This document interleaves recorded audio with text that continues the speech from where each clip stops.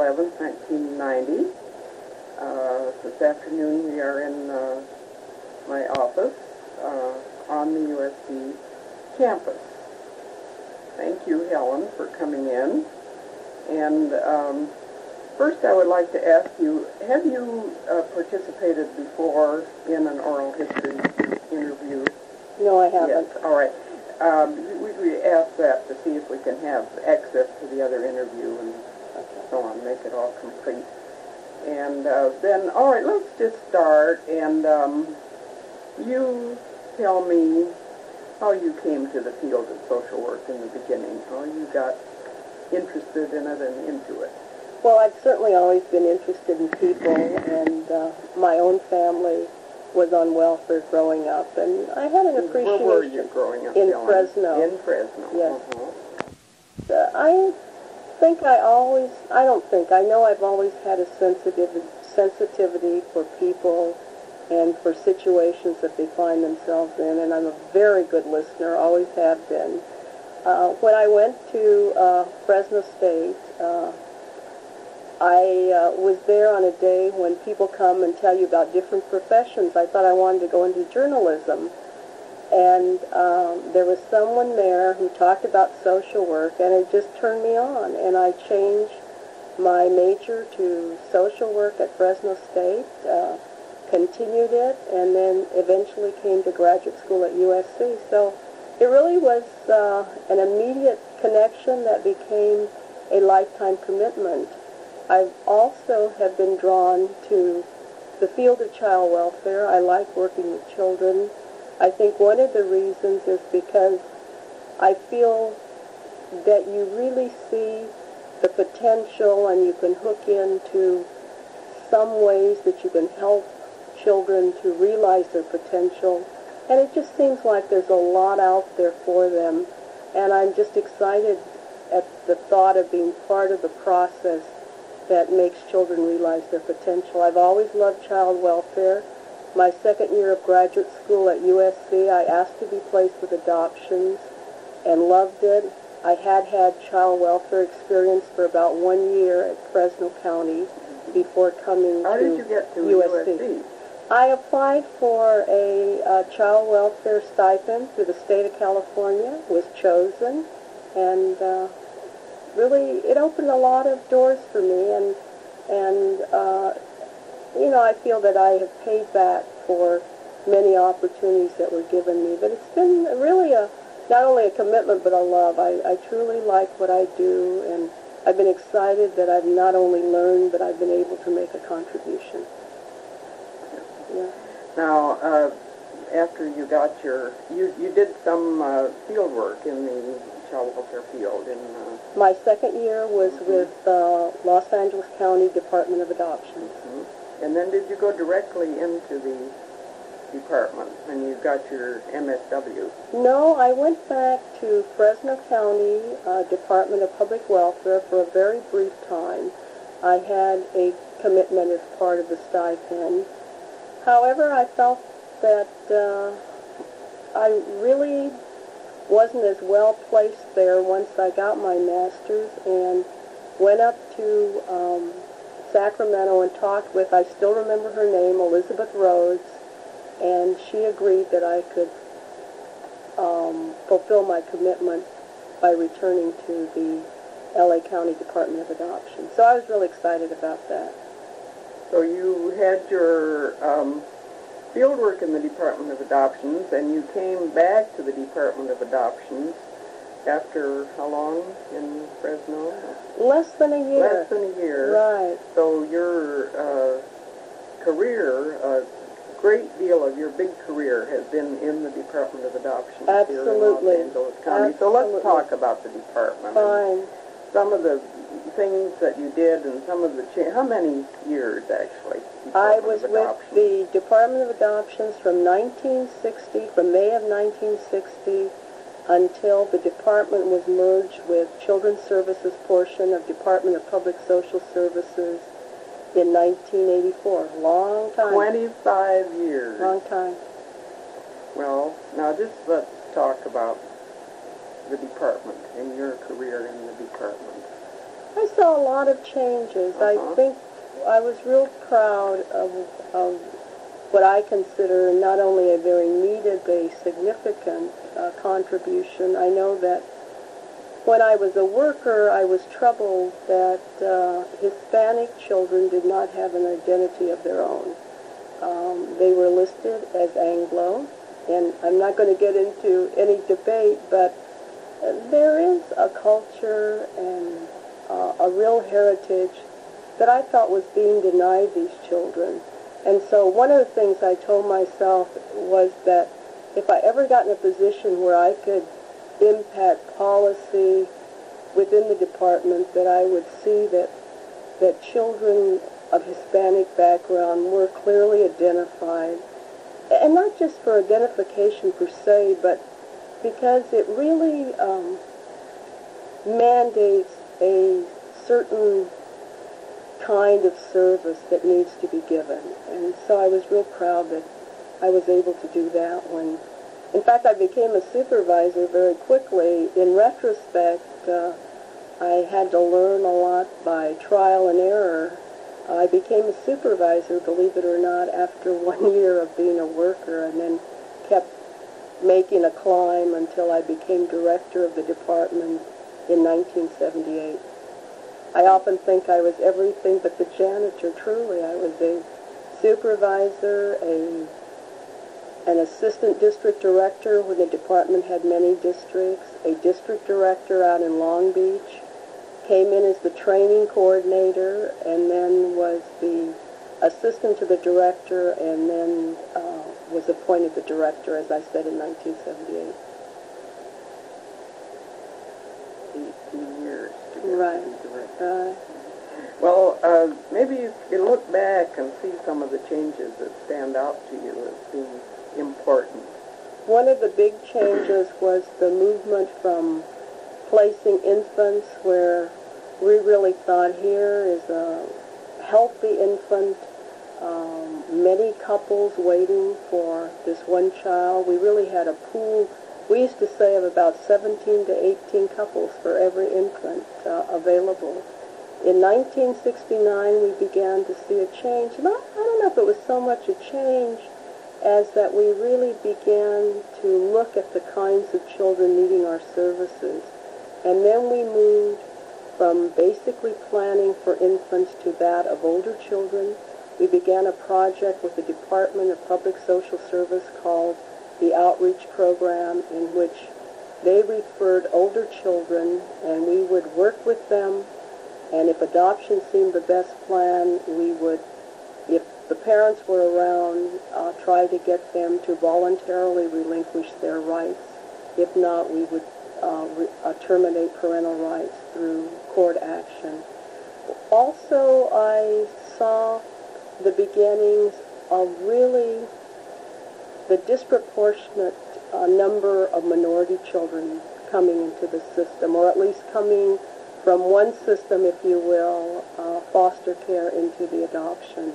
And even today, especially, well, both Hispanic and black, but more black children are overrepresented in the both child welfare and in the adoption side. What do you see as the major block that keeps these children from moving into adoption homes?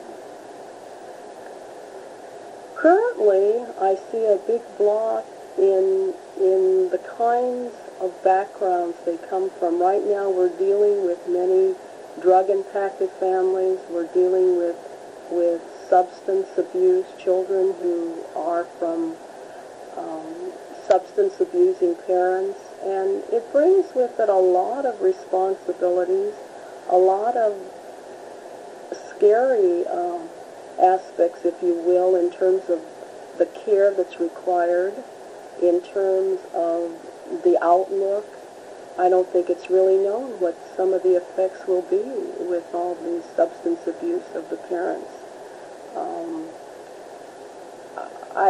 And also in terms of the older... This is something new that Yes. appeared during the time you've been in the field. Right. It wasn't a major problem at the beginning. No, it wasn't. Back in the 60s. No, in fact, in the beginning, we lived in a dream world, if you will, of the healthy infant, and and also got into what I consider a trap of promising that this would be a family forever, and really denied having to deal with the realities of there being another set of parents out there.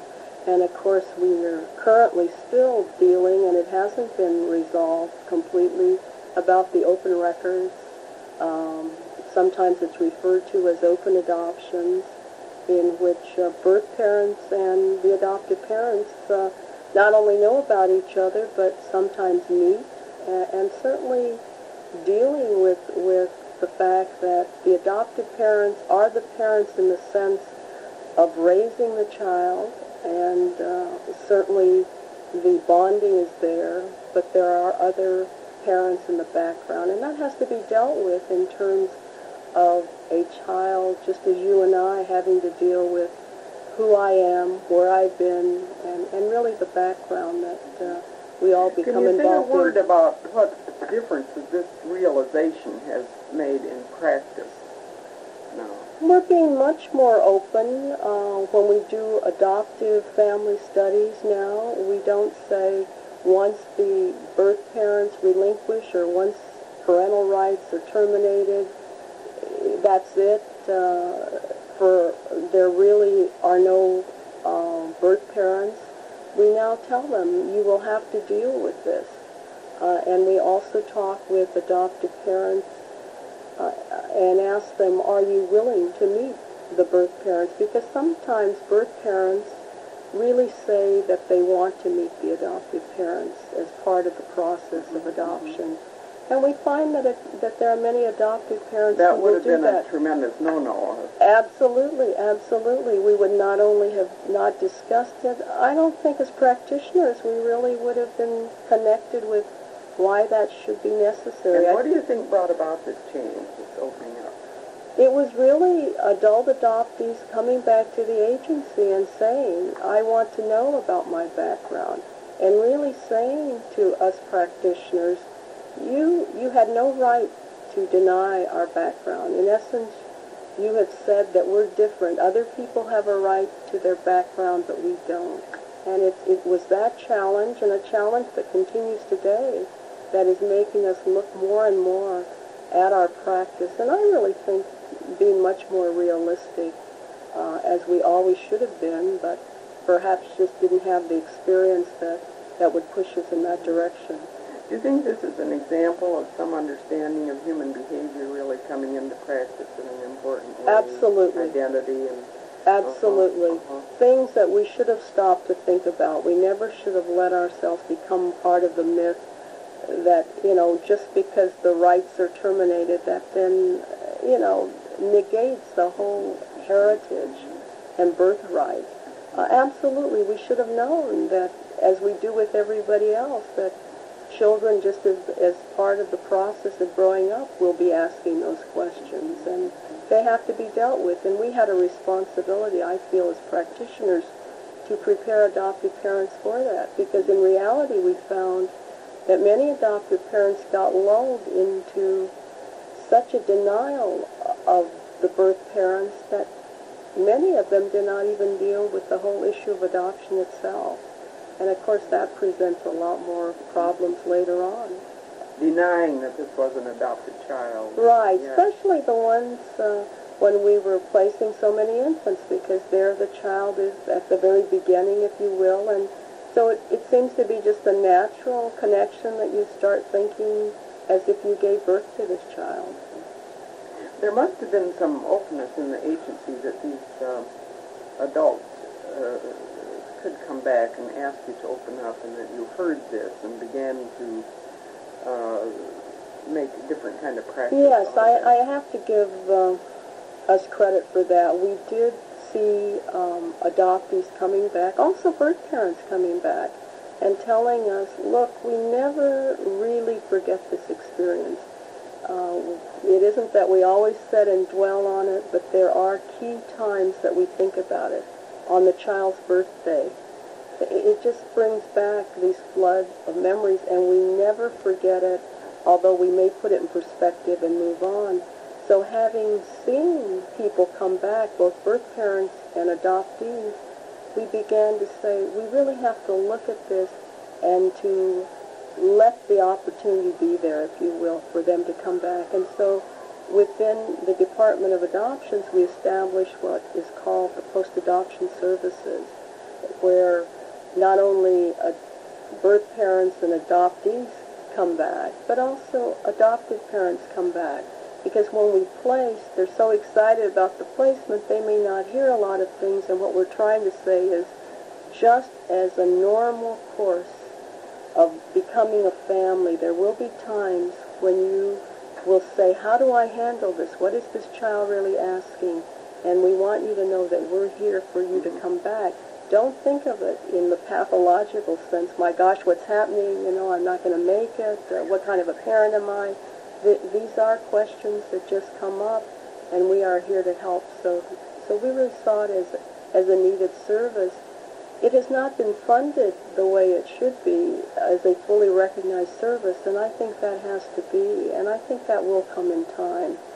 To me, adoption currently is not a question of placement. It's really a question of working with the family once the placement is made, and I think that's where we really have to focus on. And you see that as a big change. Yes. To kind of end with placement. Absolutely. Now it almost begins with placement. Absolutely, because the family used to say we can hardly wait till you're out of the picture when we go to court, and now we're knowing that the real work and challenge comes after the placement in strengthening the family and enabling them to build the strengths that will help them later on. When speaking of roadblocks, so there's all these minority children getting placed, do you think economics is an important part of that? I mean, if there could be more subsidy of families, would that move them more? Absolutely. faster? In fact, I feel that we have to begin to look at the beginning, the entry point of the system, or even before a child enters, in fact, before a child enters the foster care system. We really have to look at the family situation and what we can do to keep families together. I feel that Public Law 96-272, wonderful, overly ambitious in terms... Could you just explain for someone who might be hearing this tape and not have a reference this to this public law? This was a public law passed that became effective in 1980 and really was an effort to stem the tide of children coming into foster care, but more than that, once they came into foster care, not letting them linger without some kind of planning for them. So there was conditions set up in terms of if a child was in placement so long, then a permanent plan had to be made. Either the child went into adoption, legal guardianship, or long-term foster care. The first priority being adoption and adoption with relatives, if you could. Really called for extensive efforts to make resources available to the family, to keep them together. Once the child went into foster care, to make certain that resources were brought to bear to rehabilitate the family and to put the birth parents in a position for the child to be reunited with them. It was and is something that's needed, but I feel that we now have to really look at the prevention side in terms of not letting the children go into foster care. That can always be prevented because there are some abuse situations that the child has to be taken But there out of are the home. still families that are breaking up because of poverty. Because of and not poverty, because of abuse. because of lack of things that we take for granted, housing. Sometimes in our department, for some of our families to keep them together, it's a question of getting resources for first and last month's rent, for getting them such basic furniture as beds, so that the children have a place to sleep, and sometimes that makes a difference. Also, we're very much into in-home supportive services and where workers go into the home and focus a lot on parenting and really how you can handle situations and where you don't take out the stress on a child by physical abuse or by neglect, where you learn everyday things like how you access bus systems for transportation so you can get the child to school, to the doctor, how you learn to stretch what money you do have in terms of just taking a mother or a parent to the grocery store and showing how you make money stretch with things. Just very basic things. It's needed. Just teaching the parents absolutely. how to parent in this complex community. Many times that's what's needed. Yeah. So that the subsidy would be for the own family and also for adoptive families who had everything but adequate income. Yes, we are able to help adoptive families with adoption subsidy. That also was part of the public law and legislation that followed. Is that adequately funded? I think so. I think a lot more recognition, though, has to be given to a lot of the problems that come up during adolescence and some of the acting out and also some of the situations that are the result of some of the backgrounds that these children come from. And we have many children who, in adolescence, need residential care, and the adoptive parents are not able to pay for that. So we really need to consider a lot of the potential things that could happen and the accompanying costs that are there. I remember once coming to the department when some of our students were doing their research there, and you mentioned a couple things that made a big impression on me that really kind of indicated some of the changing trends, and one was your realization of how disruptive to a marriage the placement of like an 8-year-old could be, and another was that you really made a practice of evaluating each partner as a single parent because statistically the likelihood was so great that they might be. Can you say something about that? Yes, in 1965 the State Department of Social Services supported and set up regulations for us to place with the single parent. And by single parent could be someone who's never been married, someone divorced, somebody widowed. The thing we do ask is that the person have a parenting experience in the sense of maybe having helped raise some siblings, know something about what it's like to parent. Also someone who has an extended family, a support system out there. But yes, we found that for many of our children, they did better in the one-parent home. One, they didn't have a situation where they could play one parent against the other. Also, many of our children, because of the specific things that have happened to them, relate better to a parent of one sex than another, and it just seems to work out very well. In fact, we moved from the early days of placing with a single parent as kind of the last resort to a placement of choice. So I saw that kind of change during the time that I've been in adoptions. Initially, it was focused on black adoptive parents or black adoptive families to place our black children, but it expanded as time went on, and now it is across the gamut in terms of ethnic or racial background. It's really related more to the situation. One thing that I find very exciting about adoption, at least my experience, is that I feel it has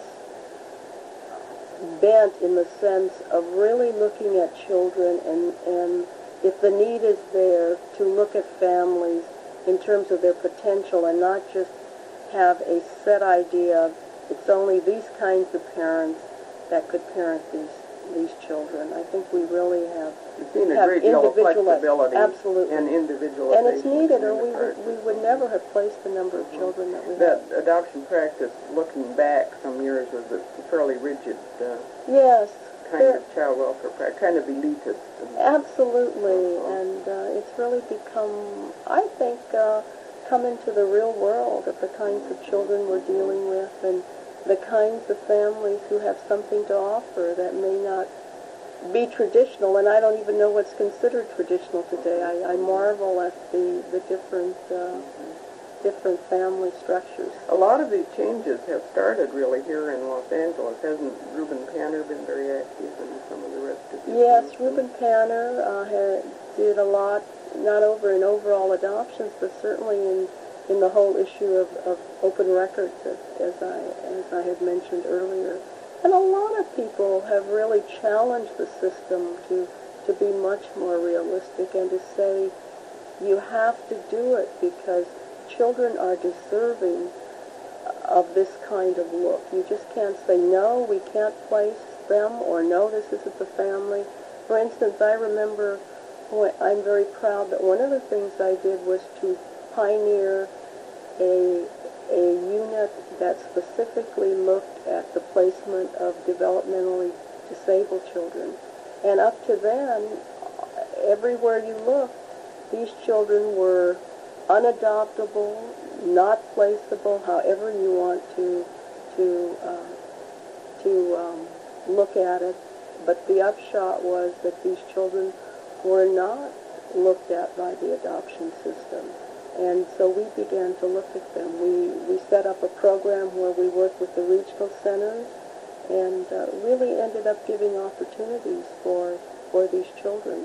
First working with the birth families, but we found that there were many birth families who just were not able to handle what had happened in terms of a child to them and wanted to plan in terms of adoptions.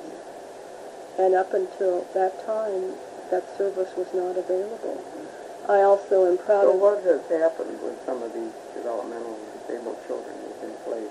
We have placed them, especially had a high degree of success with Down syndrome children, placed a lot with spina bifida, just the whole gamut of developmental disabilities. And I feel that these particular placements have been unusually successful. And one of the reasons we think is that people are very realistic about these children going in, immediately. They don't have any illusions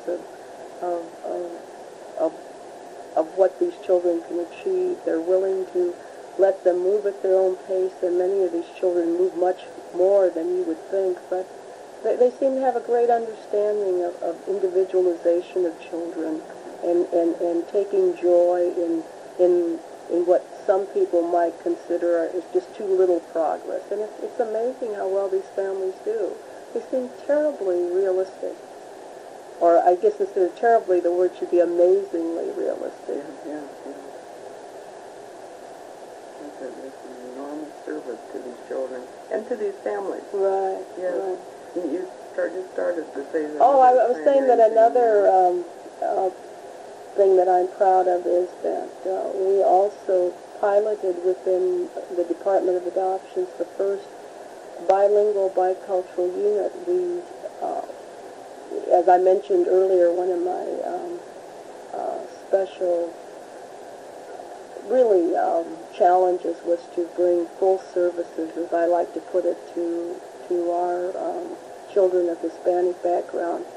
And a lot of them really, the families, the birth families, and some of the adoptive parents needed to have workers who understood in terms of the culture, including language. And so we set up a pilot project that where all the workers in the unit, the supervisor, the clerical support, were all bilingual, bicultural, and this was the first in the country, and continues to this day. It was just real exciting. Has it caught on in other places? It has in some places, yes. I think it's still needed, though. Yeah. Yes. still kind of at a beginning compared to what's really needed. Well, it hasn't gone as far as I had hoped that it would. Right. So there's still a lot to be done. As much as I think adoptions has come a long ways, and it truly has, there's still a lot to Well, what are some of the things that need to be done as you look into the future? Well, certainly a lot has to be looked at what can we do with the children who are born drug addicted. We need to see what are the resources. We have to look at how do we prepare not only adoptive families, but how do we bring services to bear before the children even enter the system. I think it calls for more inter-departmental coming together, if you will, to see what can be done, because this problem of the drug-impacted family is so broad that no one agency can really take on the responsibility of meeting everything that's needed. I think it really calls for a total community effort that pulls together a lot of departments, the Department of Health, the Department of Mental Health, a lot of departments, and then private agencies too, and not only private social service agencies, but community in the sense of corporations and who I think have a responsibility. These are the children. They represent the future of the community. They will be people that the corporations will be needing. So they have a responsibility to give these children the best that's possible in order to give them a good beginning and to help them develop along the way. You describe really a very important breakthrough with the developmentally disabled children. Do you see the drug-impacted children as the new group coming up now that's new to practice and new to knowledge, and that something has to be learned about and the solution has to be found? Absolutely. That's taking up a lot of our time in planning. We recently were visited by a group that got a federal grant to look at what 3 cities are doing for drug-impacted families. And lo and behold, I come to find out that as much as I feel we have to do, we're really further ahead than most in the Department of Children's Services. And by the way, in 1984, adoptions merged with Children's Services section of DPSS to become the newly created Department of Children's Services. Right now, we have some specialized units of what are called high-risk babies. And in the particular bureau which I head currently, one of the things that we're working is to develop... What is the bureau? It's the Bureau of Community Resources. And our charge on a very simple basis is really to develop resources to help the line workers do their job. One of the things that they say they need are many more resources. For instance, in terms of drug-impacted families, for instance, the court, as a condition of reunification, will say that the birth parent or parents have to be drug-free and have to undergo testing over a period of time. Well, there just aren't that many drug testing resources, so one of the things we do is is to look at the community and to study the resources, and we will develop directories for use by workers. We also want to help the parents become drug-free, and one of the things that we did recently was to contact like Avon, a hair product company, other companies, and they donated gifts that we have built into a program, an incentive program for drug-abusing parents to become drug-free. And what we do is we give them rewards at different points. For instance, the first time they go and keep their appointment for a counseling session, there is a reward. The first time they go and they're drug-free for that time. And there are just different levels of gifts that come to them. And then at the end, of a year or so. If they are drug-free, they then get a certificate and also what we call a higher level gift. And it's really, we've just seen some recent graduates, if you will, of this program. And it's exciting because it really does a lot, as you can gather, for their self-esteem.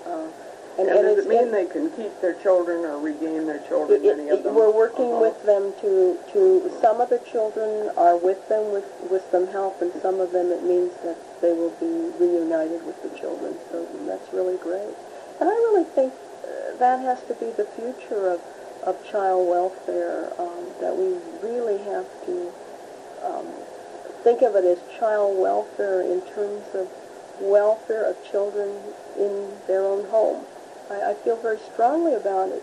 And even if the child goes into adoption, I feel very strongly, and this is just my own thinking into the future, is that there has to be an extended family concept in which the adoptive family is willing for the child to certainly talk about, to know relatives, birth family, if you will, and at points not replace the adoptive family, but know that there is the extended family out there. I realize that relationships would have to be clearly defined, but I know that there are other culture studies where this has been done, and I think it has to be, because I think children do not lose the need for needing to know and even needing to go back. It isn't to mean they're going to stay or again replace the adoptive family, but they need to know that the option is there. I've just seen it too much from experience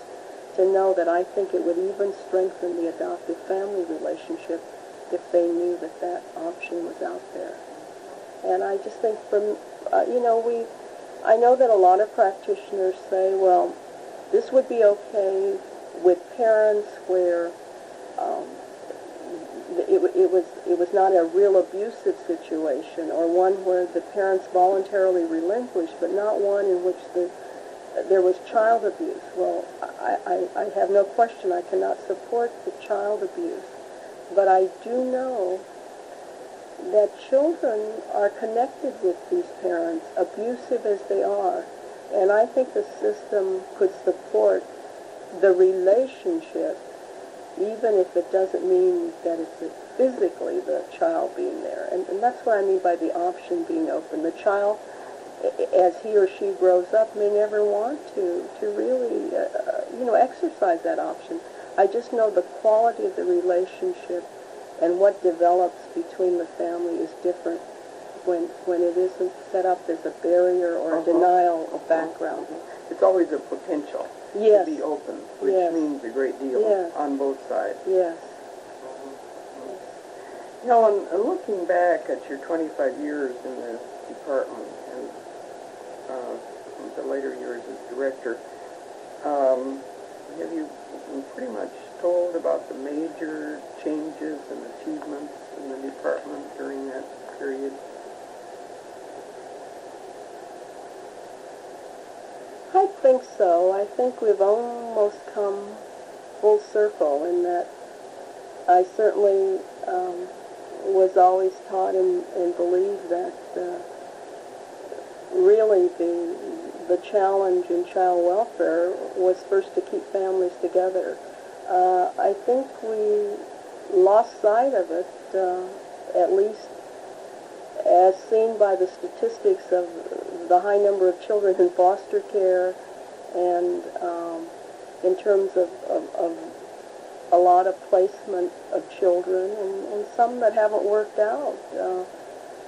And I think that now we're beginning to see that the system is overloaded in terms of the numbers of children for whom we're planning. For instance, in the Los Angeles County Department of Children's Services, we're working with 50,000 children. And that includes children in foster care, children with their birth families, children in residential It's a fairly centers. big city. It is a big city. So we have to really begin to see what can be done. And in answer to what you were saying, what I'm saying is, I think that we've come back to basics, if you will, that we're beginning to look at what more can be done to strengthen these families, and we weigh, even if the situation is far from ideal, is it so out of control that it warrants more moving the child into foster care as to making every effort to keeping the family together. I think we have to weigh that more. I think maybe we've been too quick in many situations to say, well, foster care is the answer. During your time at the Department of Adoptions, were there any major obstacles to your work that you can remember dealing with, and how you could deal with them, in fact, or how you overcame them? Well, I've always been supportive of more openness in adoption, and I know that that was very controversial, and I think that as time has gone on... Where did the opposition come from? A lot from the system in terms of I think, some of the social workers protecting the way of working, if you will, that they always knew, a belief that it was best to forget the child's past and to move on. A lot from adoptive parents who were threatened and felt that if there was more openness, if there was the possibility that children could have some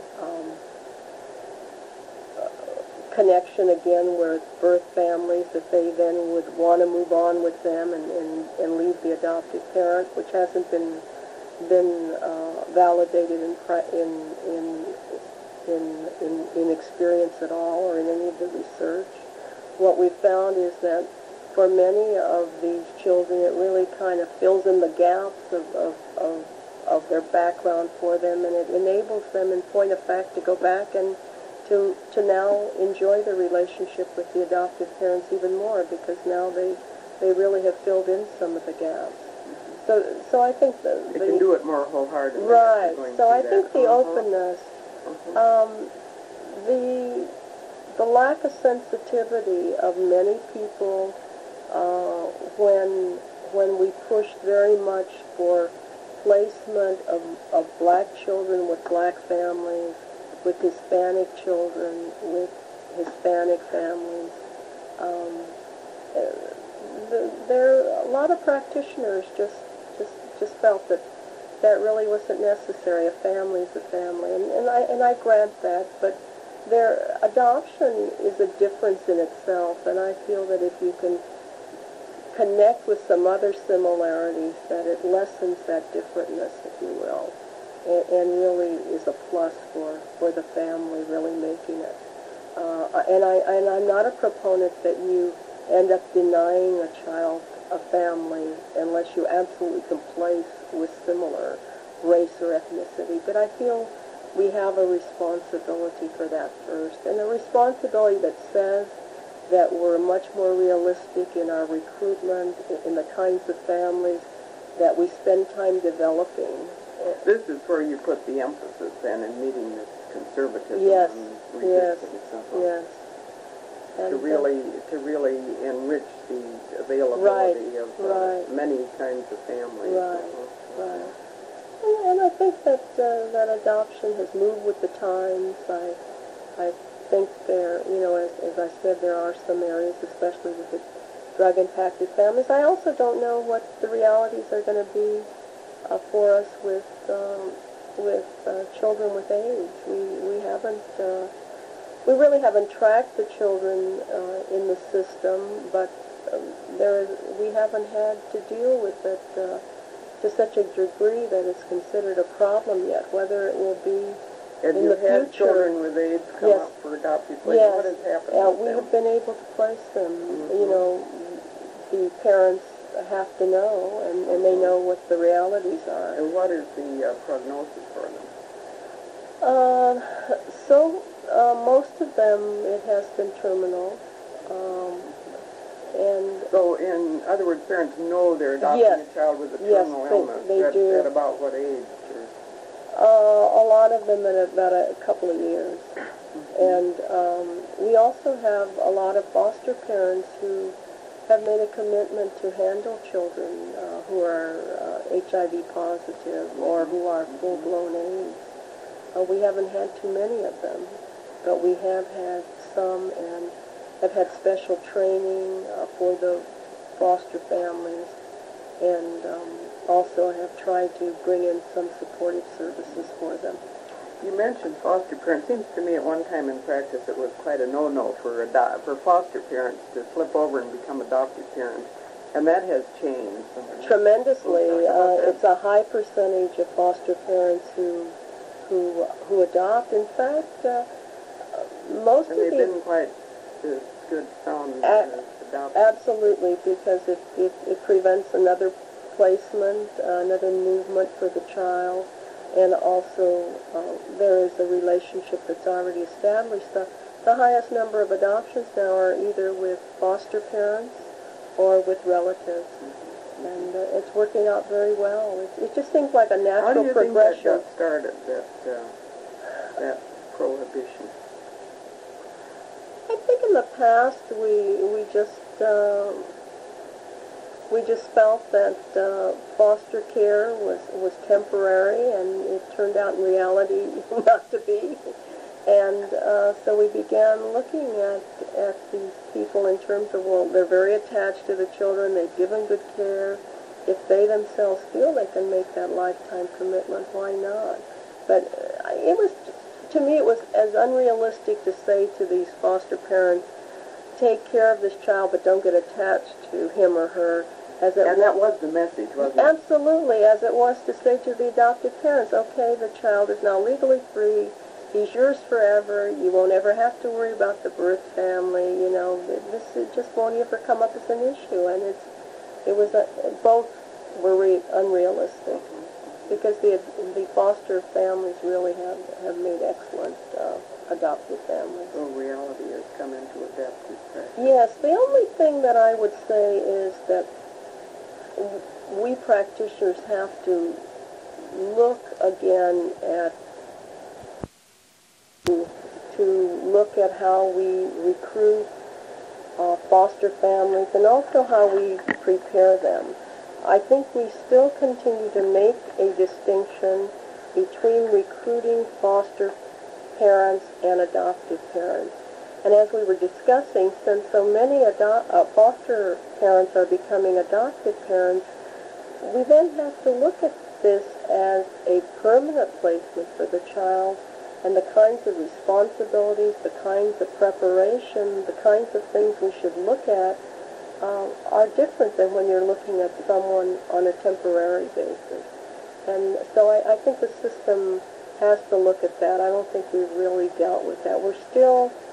I think we're talking more in terms of the realization and saying we are looking at foster families that way, but I don't think the practice really would back that up. Helen, what do you think about the volume of adoptions over the time you've been associated with it in this county?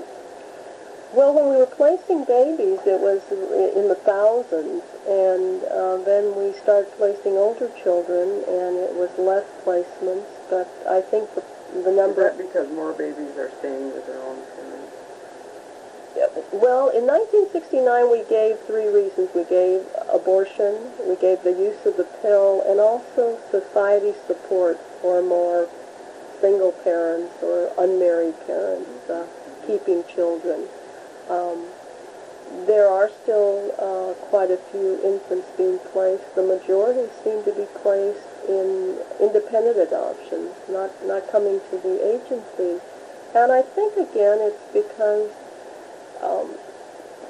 the adopted families, there's more support available from them for the birth family. I think also the openness, because in independent adoptions you're supposed to be able to know the names, and when you sign the consent, the names of the parents appear there, and you're supposed to, doesn't always happen, but technically you're supposed to have met and so forth. Would you say just a word about independent adoptions generally? How do you view them? I think most of them are good placements. I am very pro-agency adoptions in the sense... You see it as essentially a social work function, the adoptive process. Yes, yes, and that's what I think is missing in the independent adoption. I think many times we find that birth parents could really have benefited by more counseling, more thinking through of the decision, because some of them change their minds after it's too late. Also, I feel that the process of preparation of the adoptive parents, as we do in the agency adoptions, is essential. I think Mother Nature, had the right thing in mind by the preparation of the 9 months, and even though we don't quite approximate that length of time in the adoptive family study, there is a lot to the process of not only thinking about it, but the reality of what you're committing to and a whole change in your life. I think that's necessary.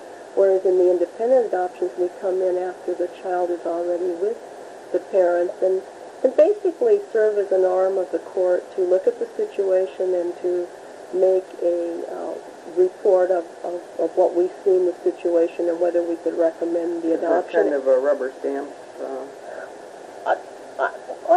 I think we take our job very seriously, but unless it's an extreme situation, I do feel that what you're saying is correct. You don't like to disrupt it. No, unless it's something that we feel would be... This grows. Yes, where that might not have been the family that we would have chosen if we'd had, but it isn't anything that will, damage the child. And you don't encounter that many that are really that gross. No, at least not in my experience. They really turn out to be good families. Now, there was an enormous change when the Department of Adoption went into the new Department of Children's Services, right. What do you tell about that? Well, from my standpoint, adoption lost its sense of identity in the sense that adoption became a very small part of the service. The larger part of the service is, of course, the protective services, the children in the foster care system. And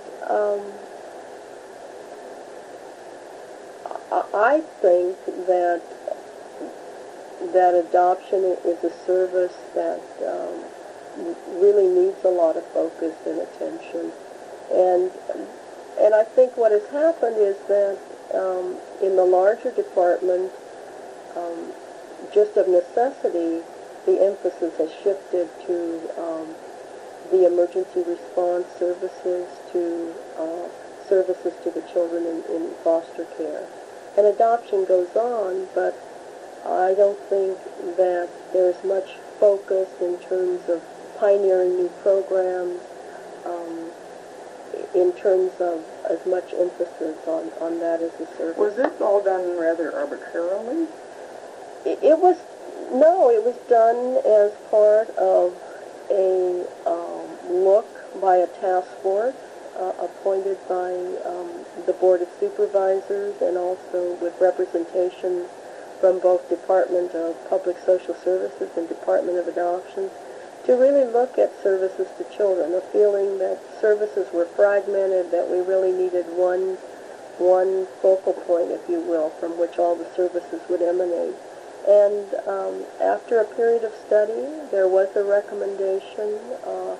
Actually, the recommendation of the majority was to begin to look at services in Department of Public Social Services and then for a period of time and then move it into a separate department. But there was a minority report that felt that there should be a separate department established immediately. So the two Department of Adoptions and the Children's Services portion of Department of Public Social Services were merged in 1984. And as you probably have been reading, there's still some... They've fallen on quite evil days in that yes, new department. and there are repercussions from an excellent intent and plan in the sense of really centralizing and concentrating on the paper, services. it looked good. But I don't think all the upfront planning that was needed was done before the departments were merged, and we're now still, trying to sort all this out and trying to really stabilize the department. Is that the major flaw from your perspective, a lack of planning? Adequate planning? I think so. I think a lack of planning before We're the just done two quite were too merged. abruptly. I think so. Mhm, I think so. Although the intent and everything certainly cannot be faulted. But I think that we're seeing the lack of planning now before the two actually merged. And structurally, what is adoption now in the Adoptions is considered a department? division. Yes. Division of adoptions within the department. Of public social service. Public. I'm sorry, the Department of Children's Services. Yeah. Oh, and who's There are actually 5 bureaus, and the bureau where the direct services are is called the Bureau of Protective Services, and adoptions is a division under under that bureau. Right. Right. Do you think it is able to function as well as it was as a separate department? I'll have to be honest and say no. Well, tell me just what the difference is here. I think it's what I was saying before, of losing a sense of priority, a sense of really being able to focus on it with all the emergency services that come about in the protective services side, in terms of foster care, in terms of the emergency services that when children are reported in abusive situations. I think it's just taken a lesser priority and a lesser importance, and as a consequence, services have not really been looked at in terms of reinforcement of the things that are working and should be strengthened and expanded, in terms of looking at the systems and the aspects of services that really aren't working in the sense of really meeting the needs, and therefore, do we do away with them, or do we change the direction, or do we change some of the aspects of it?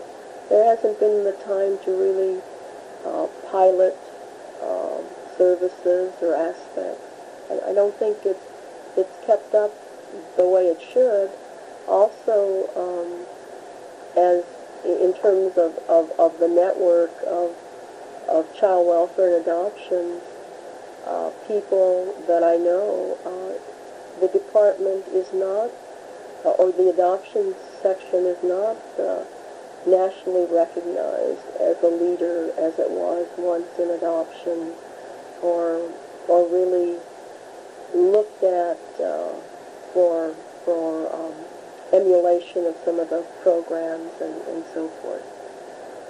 So the innovation and the spirit has been lost, really, as it yes, and more emphasis on the more immediate needs and the things that really the system cannot ignore, because they have to deal with them every day. And in this renovation, did you have a choice of what you were to do? I remained in adoptions at the very beginning, and then I really felt that under the current structure that I would like to try some new things, and so I went to head the Bureau of Community Resources, where I have been able to do some innovative programs. Tell about these innovative programs and resources, all right? Well, we really have looked at what line workers are saying children need, and I'm real excited about the way we've involved the community in meeting the needs. One of the big needs is for orthodontia for our children. Many of the needs, which are very real, Medi-Cal considers cosmetic and therefore will not fund this. And so we did a massive reach out to the community, and we're very pleased that about 28 orthodontists have responded and are donating their services for our children. We also have been working with the Jules Stein Mobile Eye Clinic at UCLA. This clinic had always gone out to schools, and it sets up its mobile van outside, and the children go through this very comprehensive screening of the eyes, and if they need things like eyeglasses, the clinic will furnish that. If they need corrective surgery, especially for things that Medi-Cal doesn't cover, like strabismus or muscle-eye imbalance. Well, we heard about this service, and we connected with them, and they agreed, even though they were a little leery, because they go out to the schools where they know that if one child doesn't show up, there's always another child waiting in the wings. But they were a little leery about coming out to our field offices and setting up the mobile eye clinic in the parking lot, because we, the people in my bureau, had to guarantee that we would get the children there. Bring the kids there. Yes, and they would not be wasting their time, which is very valuable. So the first go-around, we had people from my section who were providing transportation. Now we do it where we furnish, our staff is so pushed that if it's a big distance, we will go, but for many of them, we're now getting donations where we can furnish them monies to access the bus and to get there. But it's a really exciting program. In fact, we're currently being recognized by the county. There's a Productivity and Quality Awards program, and each year departments are invited to submit reports on programs that they think are deserving of this kind of recognition. And for the first time, the Department of Children's Services, we're being recognized for this particular program as one of the top 10 among the county departments. And we just had an on-site visit by the productivity commissioners, and on October 22nd, we'll learn whether we may have been chosen the top within the top 10. I hope so. That's wonderful. But anyway, these children really, it's amazing. And we had there at the on-site visit, we had a 16-year-old who wanted to play football his last year, and he wasn't really doing too well. And he had a muscle-eye imbalance that made his eye turn in a way that the person who went out to see him, when the foster parent heard about this program and wanted this child to have some corrective eye surgery, the worker said she never knew what he looked like because he'd always hold his head down. And since the surgery, it's really his self-esteem. He's a handsome boy. He got to play football, and he was talking about his experience, and he said he didn't know whether the surgery had anything to do with it, but he moved up from the second string to the first string, and he's now playing football. And at first he said, I didn't keep my head down. Then he says, I guess I did. He says, I guess I do now look at people, and it is just marvelous, and we're being able to bring this kind of service. We also pulled together a directory of resources for workers. In fact, we have one that's called Directory of Resources for Children, Family, and Youth, and the workers kind of call it the Bible, because when they go out to families, one of the things that we must do is to connect families with resources so that if they're able to make it without any moving of the child into foster care, they should, and they have to have resources. And this then gives the workers a ready reference, because it's categorized in terms of the service, in terms of the area, in terms of everything. So it's really good. So we're also working with the private sector in terms of family preservation programs. And so we're very proud of that. How would you describe family preservation program? It refers to something that I said much earlier, of that for many families, we can keep them together if we can strengthen certain areas, if we can show them that, all parents have stress, but there are ways of handling it other than abusing children or neglecting children, that yes, you must make certain your children get medical care. If you can't get there, we'll show you how to access a transportation system. Your child should be going to school. Let's connect with that. We know you don't have much money, but there are ways to stretch your money in terms of just shopping. Teach them just housekeeping things, and it makes a difference. It makes a difference in terms of how the family views itself and its strength and its potential, and we see it just in the way the family blossoms. And so we're doing that, and in my particular bureau, we serve as the liaison between our workers and the private sector agencies. We also have the family... How large a staff do you have? Currently, about 40. So it's a small bureau. It was set up small by design, or established small by design, in that it was felt that really kind of the kind of motivation and the kind of esprit de corps that's needed to do this. It would be good if you could have a section that really was housed in one building, and also could kind of all hear the same thing, know what the charge. Some are. Some of them are clerical workers who have gone beyond the typing and that, and really show the potential for really moving into something else, and they will help out with like many of them will do things like coordinate the appointments for, like, the clinic that I mentioned. They will do the follow-up calls with the foster parents to give appointments. They'll prepare letters and send them out confirming the appointments. They'll go out and help register the children during the day of the clinic. Well, these kids that would have been passed over when they made school visits, they're children that haven't had this in the past. And for instance, the boy that I mentioned had been asking for this eye surgery for a long time, and there just hadn't been a resource available. So when this came around, it was really marvelous. Yes, yeah. And the nice part about it too is, even though we're into children, that the eye clinic also, some of the foster parents and some of the children are also with their birth families. Some of the adults had never had an eye exam and wanted that, and so the clinic also became kind of a family affair, which is very good. So we're really, and also something very new, we established a nonprofit public benefit corporation. This was mandated by the Board of Supervisors, and we worked very hard. And the private sector had questioned about this at first, because they felt, well, you'll be tapping the same resources we are.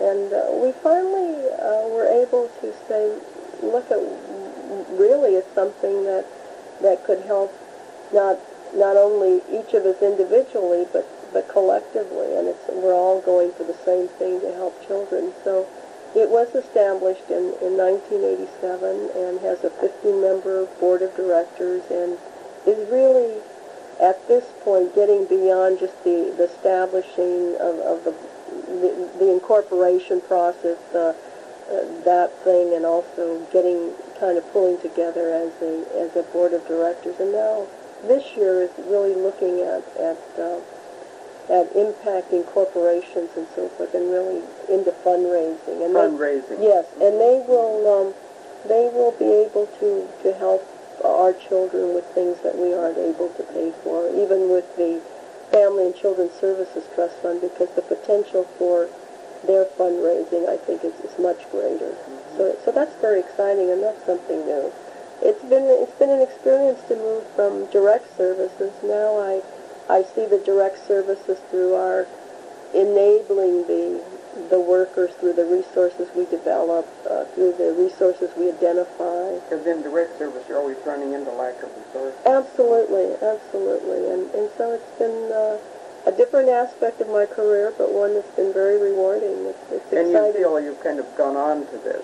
Right, and also I love to pioneer new programs, and we've been able to do a lot of those things. And also that incentive, that rewards program for mothers of high-risk infants that I spoke about, and really a lot of exciting things. So. Helen, you mentioned you're serving on the board of the Family Welfare Association of America. Family Service Association. Family Service Association of America. Would you talk something about this? I'm no longer on the board. Tell me about I've been on several boards. And tell me about this, and then about some of the other boards.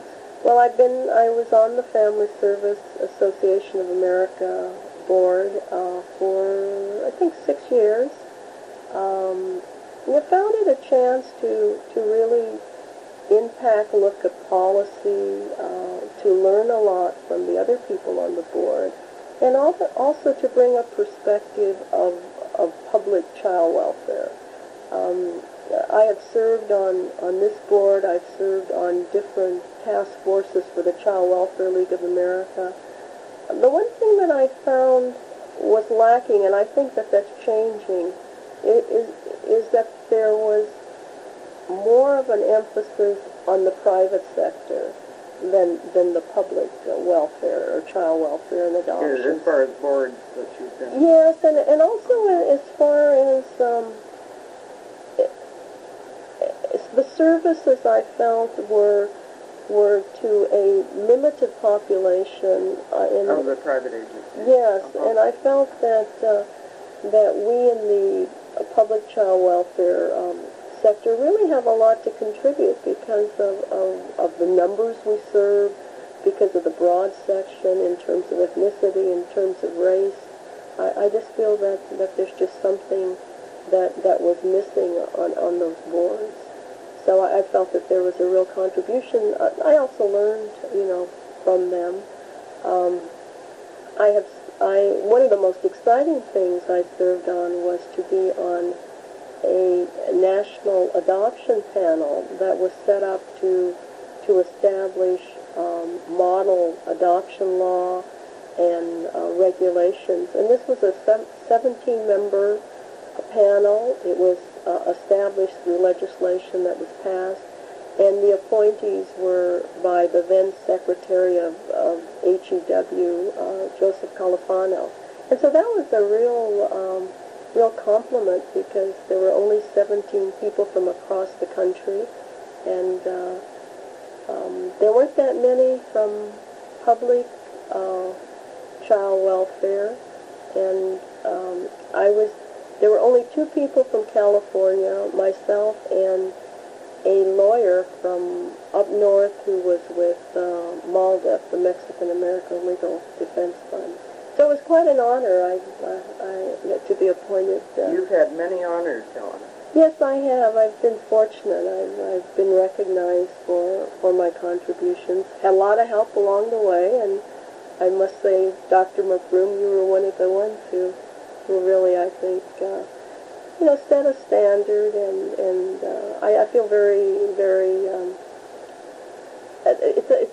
it's with fond memories that I look back at my experience at the USD School of Social Work. I had many mentors that, whether you recognize it or not, I've called on at times, even in my head, to say, well, that's what Dr. McBroom meant, or that's what John Milner meant, because it has been validated in practice. I found my experience here was very practical and had real validity out in the real world.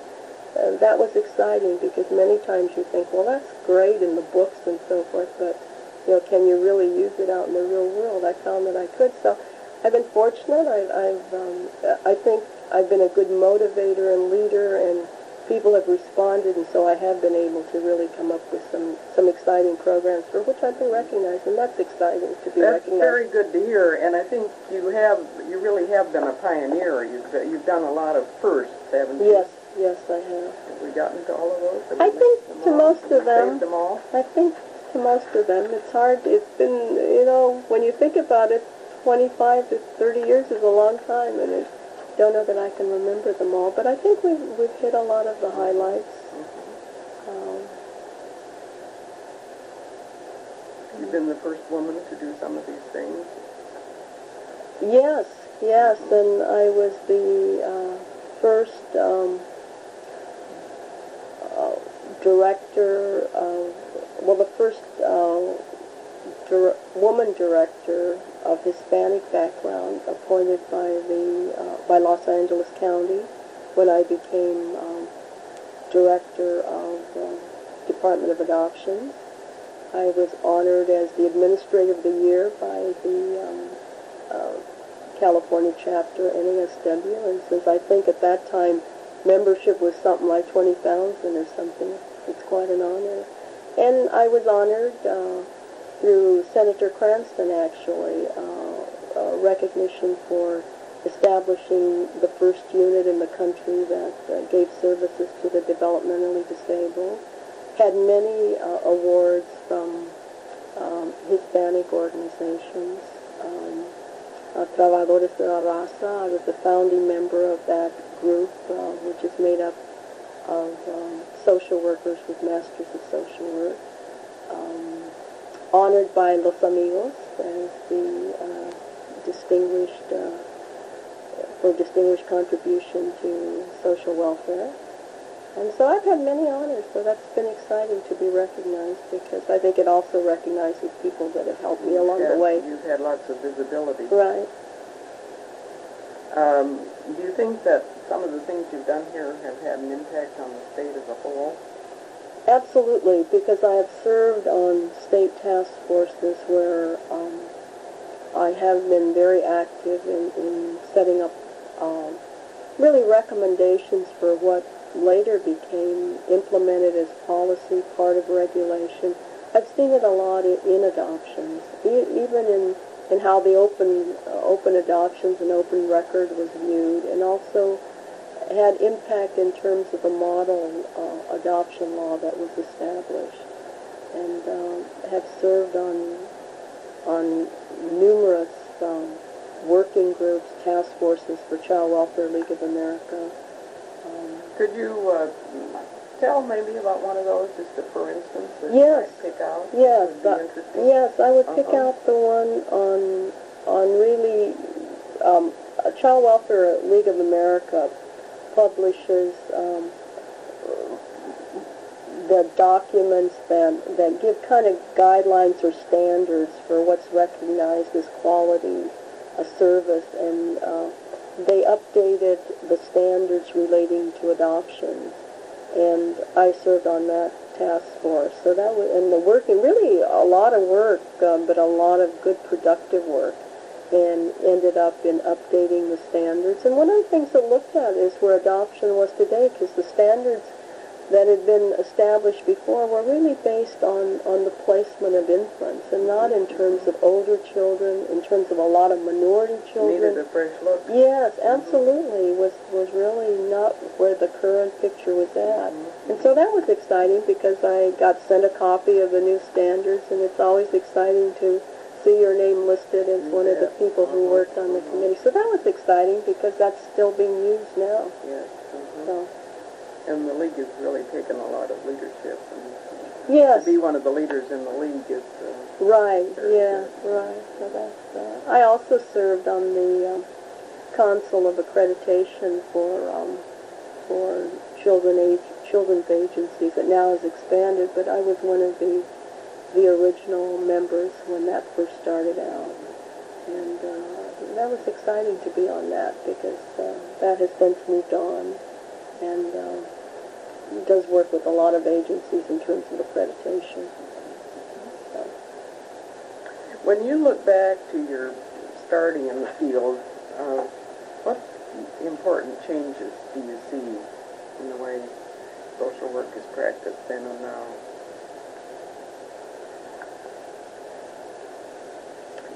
I think social work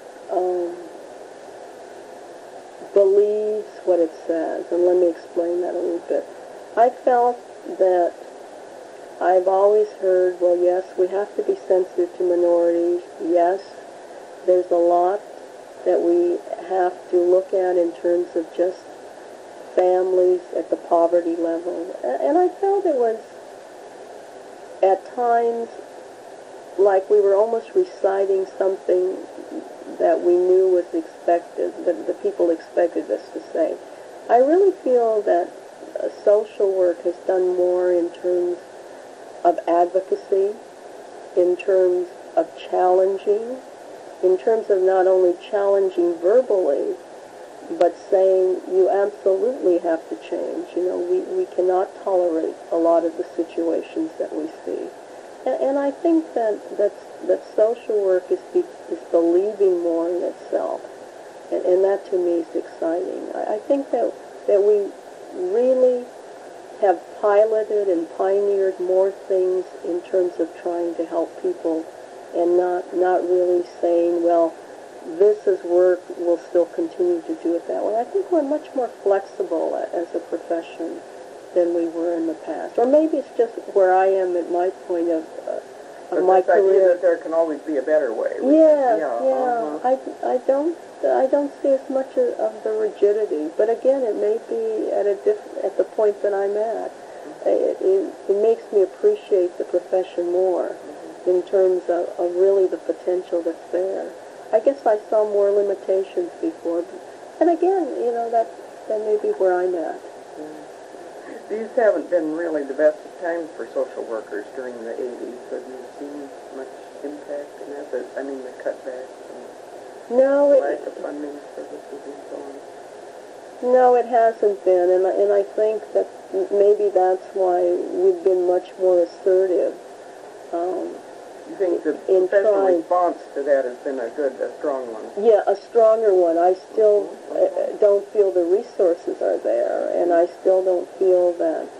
But social work hasn't just taken this lying down. Right, right, and I still think that we need to... Glad to hear you say that. Yeah, I still think we need to do more, though, to have really the needs of people, and people, especially at the poverty levels, to have it seen more as a priority on a national level.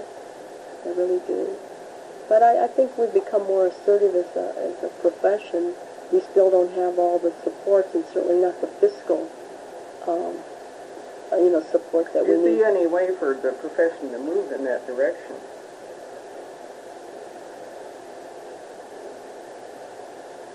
I think we have to become more politically savvy, if you will. I think that we certainly see that happening.